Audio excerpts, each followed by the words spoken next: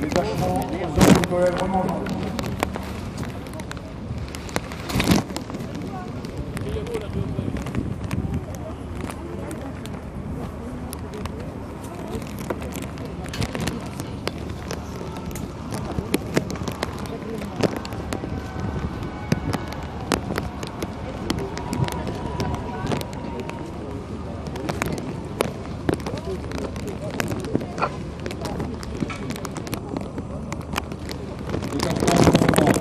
Reposez.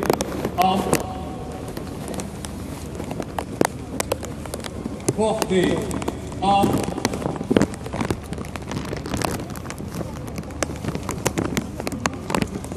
À gauche. Gauche. En avant. Brave.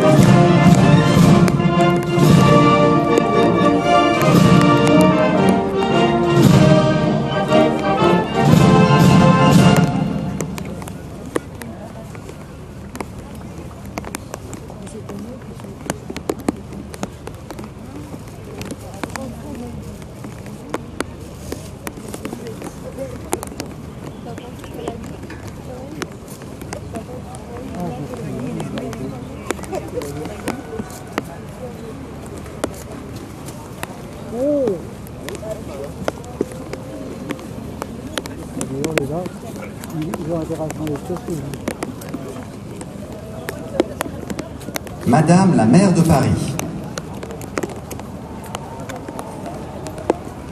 Monsieur le Président de la République, Monsieur le Président du Sénat, Mesdames et Messieurs les ministres, Monsieur le Vice-président du Conseil d'État, Monsieur le Chancelier de l'Ordre de la Libération, chers compagnons, chers compagnons de la Libération, Mesdames et Messieurs les ambassadeurs, Mesdames et Messieurs les élus de Paris, Monsieur le maire honoraire, cher Bertrand Delanoë, Mesdames et Messieurs.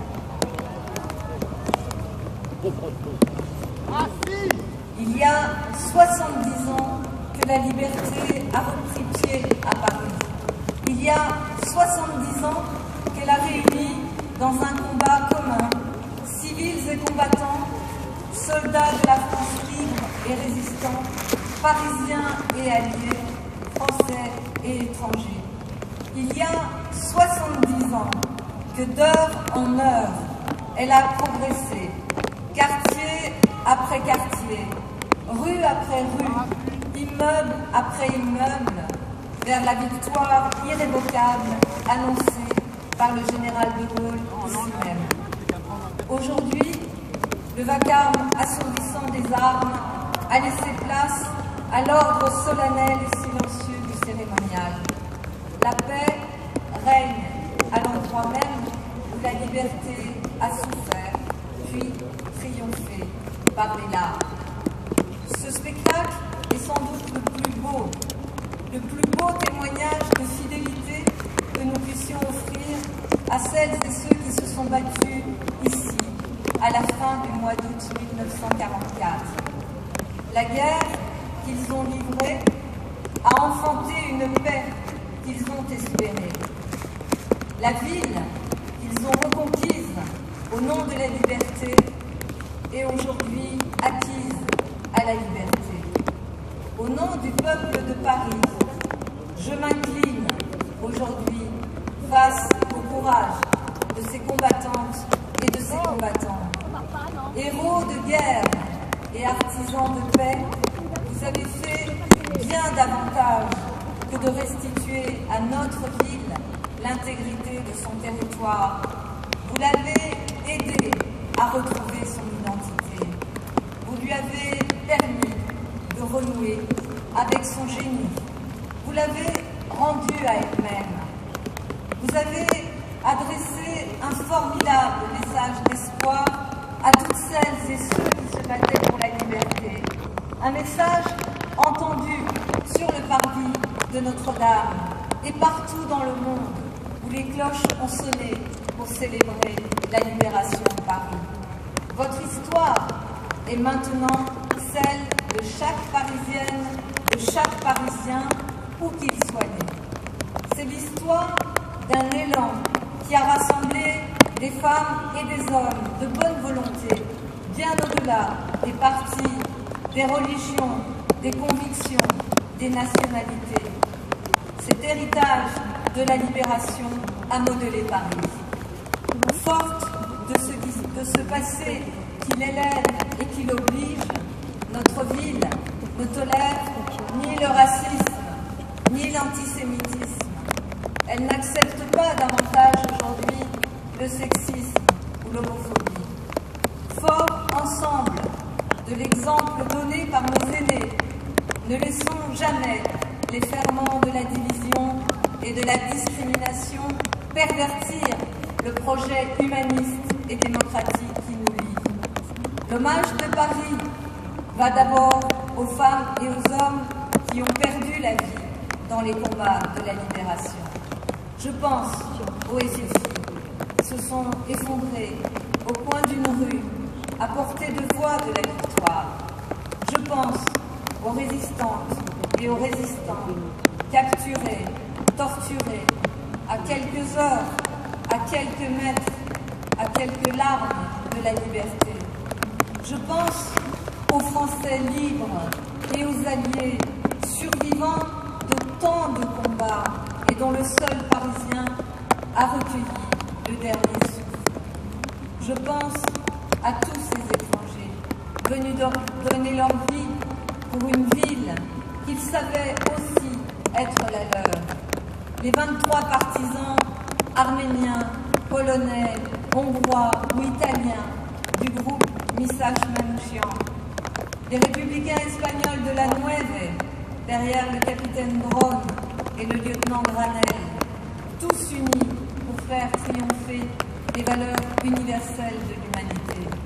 Paris est et restera toujours témoin de cette communion des braves qui éclaire l'humanité 70 ans après l'avoir libérée. À cette communion participent pleinement tous ceux qui nous ont quittés depuis le 25 août 1944. Survivants de combats où ils ont tout risqué et tant perdu, ils se sont soumis à l'épreuve du quotidien avec une dignité et une humilité rayonnantes avant de fermer les yeux sur un monde qu'ils espéraient définitivement émancipé du totalitarisme.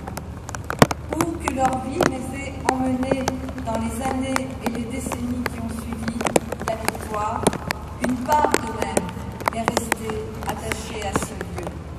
Paris les considère à jamais comme ses enfants et honore leur mémoire avec la même ferveur respectueuse que celle de leurs frères d'armes qui n'en sont jamais nés. C'est avec beaucoup d'émotion que je me tourne enfin vers vous, résistants, avec le colonel Henri Roltanguy, chère Cécile Roltanguy, qui déclara l'insurrection.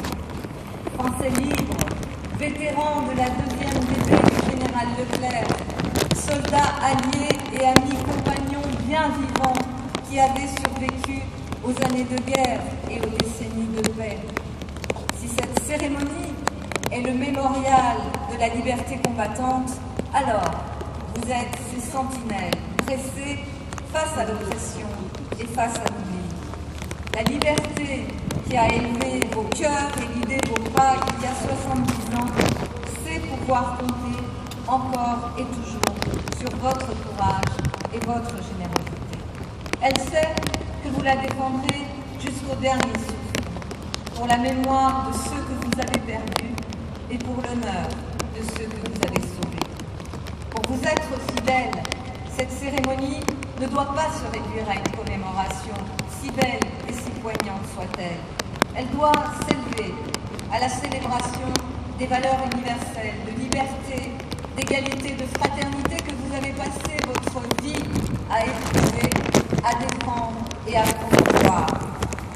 Pour vous être fidèle, cette cérémonie ne doit pas non plus se réduire à une leçon d'histoire, si clairvoyante et décisive soit-elle. Elle doit se vouer à transmettre aux nouvelles générations une leçon de vie. Ville compagnon de la libération, Paris s'engage avec l'île de Sein, avec Nantes, Grenoble, et Vassieux en Vercors pour faire vivre les valeurs de la résistance. Comme l'avait souhaité le général de Gaulle en visionnaire, il nous revient de faire vivre cet héritage auprès notamment des enfants de nos écoles. Ensemble avec vous, mon cher colonel Fred Moore, et comme les compagnons nous l'ont appris, nous nous élevons face aux forces qui menacent l'humanité. Nous luttons contre la haine, l'extrémisme, le fanatisme, l'exclusion, le racisme, l'antisémitisme, mais aussi contre le sexisme et l'homophobie. Nous nous opposons en parole et en acte à tous ceux qui menacent et abîment et qui nient la dignité de l'homme. Comme vous, nous vivons chaque jour de l'espérance concrète, des choses heureuses et d'un monde meilleur. Dans cet esprit, nous nous investissons totalement dans l'éducation, la santé, la solidarité et bien sûr le respect et la protection de l'environnement qui sont aussi notre bien commun. Dans cet esprit, nous transmettons aux générations à venir les biens précieux que vous nous avez vous-même transmis. Le refus de la résignation, le courage, la foi dans la République, la liberté et la paix. Cette République qui doit se vivre comme une exigence ou une quête bien davantage que comme une évidence, ou pire, comme une abstraction. Cette liberté qui doit se vivre comme un risque, bien davantage que comme une rente. Cette paix, enfin, dont vous avez payé le prix et dont trop souvent nous ignorons la valeur dans nos actes quotidiens. Nous relevons ces défis comme vous avez relevé le vôtre, avec humilité, confiance, espoir et détermination. Nous devons aujourd'hui mériter pour vous ce que nous avons hérité de vous. Cet héritage est inscrit dans le programme du Conseil national de la résistance et dans la Déclaration universelle des droits et universelle. Les femmes et les hommes qui l'ont imaginé, construit et défendu ne se sont pas trompés en consacrant aussi les droits économiques et sociaux comme partie intégrante du pacte républicain et comme condition de toute démocratie et de la paix. Je le dis ce soir, au nom de Paris, leur postérité a plus que jamais besoin de notre fidélité. Une fidélité sans nuance et sans prudence, à l'image de celle qui vous animait durant les combats d'août 1944. Une fidélité clairvoyante sur les dangers qui menacent encore et toujours nos nations. Si nos peuples ne sont pas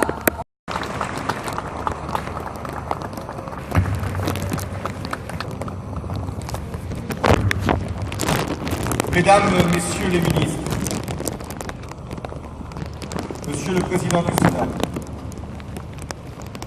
Madame la maire de Paris, Monsieur le maire honoraire de Paris, Mesdames, Messieurs les parlementaires, Monsieur le délégué général de l'Ordre de la Libération, cher Fabio, Mesdames et Messieurs, il y a 70 ans, ici même, à l'Hôtel de Ville, le général de Gaulle annonçait que la France était rentrée chez elle. Ce soir, nous nous souvenons de ces journées pendant lesquelles la liberté a de nouveau guidé le peuple de Paris. C'était une délivrance pour la nation, mais ce fut aussi un espoir pour le monde entier. En effet, à l'annonce de la libération de Paris, les cloches de la cathédrale Saint-Paul à Londres résonnèrent pour la première fois depuis 1940. À l'annonce de la libération de Paris, on dansa à Rome, à Buenos Aires, à La Havane. En Australie, en Nouvelle-Zélande, les drapeaux furent déployés comme pour une fête nationale. Et même dans la nuit des camps, dans ces lieux d'horreur, la nouvelle fut accueillie comme une lueur. On chanta même la Marseillaise à Buchenwald. On pleura de joie à Dachau. Pour la France, Paris libéré, c'était le signal de la victoire. Paris libéré par lui-même. Paris libéré par son peuple, avec le concours des armées de France. Pour les Parisiens, c'était la fin d'un calvaire qui avait duré trop longtemps, 4 années. 4 années durant lesquelles ils avaient vécu la soumission, l'occupation, la collaboration. 4 années de privation, d'exaction, d'humiliation. Mais 4 années aussi de lutte souterraine, d'action d'éclat et de préparation méticuleuse du soulèvement. Et bientôt, à l'heure dite, les héros de l'ombre se sont retrouvés au rendez-vous que leur avait fixé l'espoir. Ce rendez-vous, c'était le 10 août. Les cheminots se mirent en grève. Ce rendez-vous, c'était le 15 août. Ils étaient rejoints par les policiers. Puis le 18 août, alors que le dernier convoi de déportés de la région parisienne venait emporter 1600 sacrifiés vers les camps de la mort. Oui, ce jour-là, les services publics sont à l'arrêt. Rolf Tanguy, le chef des FFI d'Île-de-France, appelle à la mobilisation générale et à l'insurrection nationale. Le 19, le drapeau français flotte sur la préfecture de police. C'est le début de la bataille. Des dizaines de milliers de Parisiens vont se soulever. Ils avaient peu d'armes, mais beaucoup de courage. Leur fer de lance, si je puis dire, c'était les barricades. Et leur force était sans égale. En érigeant ces barricades, les Parisiens appelaient à leur secours les insurgés magnifiques des temps anciens. Ceux de 1789, quand Paris faisait la Révolution. Ceux de 1830, quand les restaurations étaient renversées. Ceux de 1848, quand la République renaissait. Ceux de 1870, quand la Commune prétendait inventer un monde nouveau. Mais leur soulèvement n'aurait pas suffi. Au 6e jour, les insurgés reçoivent l'aide décisive de la 2e DB du général Leclerc et de la 4e division d'infanterie américaine. Alors, de durs combats se déroulent pour réduire les dernières poches de résistance nazie au Sénat, place de la République, à la Concorde, à l'école militaire. 1000 FFI meurent durant cette semaine glorieuse. Mais l'essentiel est acquis. Et c'est entre des mains françaises, oui, des mains françaises, que le 25 août, von Scholtitz remet sa reddition. Ces mains sont celles du général Leclerc et du colonel Roltanguy. Et le 26 août, le lendemain, sur les Champs-Élysées, 1 million de Parisiens au moins accueillent en liesse le général de Gaulle et acclament les soldats de la 2e DB. Paris, libéré par lui-même, c'était la fierté reconquise d'un peuple, d'une ville, d'une nation, décidée à retrouver sa grandeur. Paris libéré, c'était la victoire de la France, de toute la France, celle des Français libres, celle des engagés de Londres, celle de la Résistance, celle des cohortes bigarrées de Leclerc et de Delattre de Tassigny, celle des évadés de métropole, des dissidents de l'outre-mer, cette France à laquelle s'étaient ralliés les soldats d'Afrique, mais aussi les Allemands anti-nazis et les républicains espagnols de la Nueve, qui furent parmi les premiers à pénétrer dans Paris et auxquels je veux rendre hommage une nouvelle fois ce soir.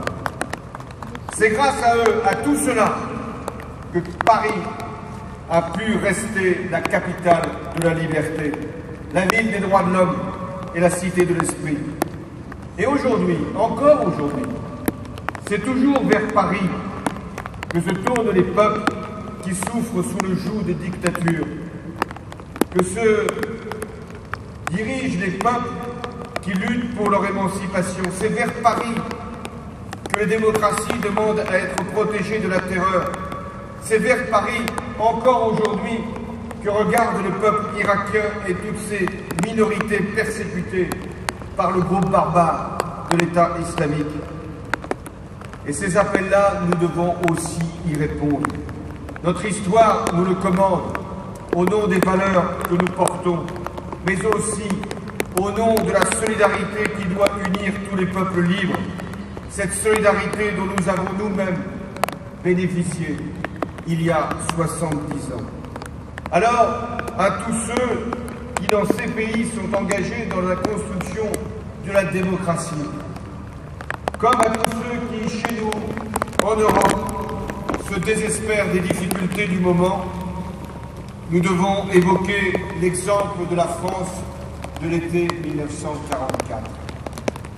La France de l'été 1944, c'est un pays en ruine qui a trouvé la force en lui-même de se redresser. La France de 1944, ce sont des Françaises, des Français de toutes origines, de toutes croyances, de gauche, de droite, civils et militaires, jeunes et moins jeunes, qui se sont fédérés au nom de la République. Et pour faire quoi? Pour relever l'économie, pour ouvrir de nouveaux droits sociaux et pour redonner à la France la place qu'elle doit avoir dans le monde.